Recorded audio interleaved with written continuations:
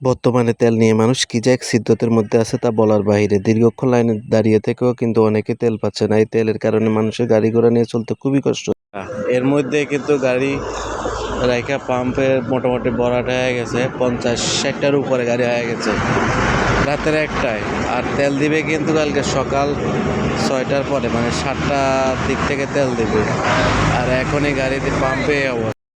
একটা মানুষ রাতের 1টা বাজে সিরিয়াল দেওয়ার পরেও যদি সারাদিন চলে যায় তারপরেও তেল না পায়, তাহলে কেমনটা লাগবে বলেন। আমি যার কথা বলতেছি আমার এক বড় ভাই, ওই দিন রাতের 1টা বাজে তিনি সিরিয়াল দিয়ে দাঁড়াইছে, কিন্তু পরদিন মানে দুপুর 1টা পর্যন্ত তিনি ওখানে ছিলেন, কিন্তু তারপরেও তেল পায়নি। এর কারণ হচ্ছে অব্যবস্থাপনা। অনেকে আছে জোরপূর্বক বা রাজনৈতিক প্রভাব খাটিয়ে, বড় ভাইদের প্রভাব খাটিয়ে লাইন ভঙ্গ করে এসে কিন্তু তেল নিয়ে যাচ্ছে, যার কারণে যারা দীর্ঘক্ষণ লাইনে থাকতেছে তারপরেও কিন্তু তারা তেল পাচ্ছে না। আর এই অব্যবস্থাপনার খেসারত দিচ্ছে সাধারণ জনগণ, যারা তেল প্রত্যাশী বা তেলের জন্য আসতেছে। দীর্ঘক্ষণ লাইনে থাকার পরেও কিন্তু হতাশ হয়ে চলে যাচ্ছে এবং অনেকে ক্লান্ত হয়ে অসুস্থ হয়ে যাচ্ছে। সরকারের উচিত এখনই সঠিক ব্যবস্থাপনা করা, যাতে সবাই পর্যাপ্ত তেল নিতে পারে, প্রয়োজন মতো পায়।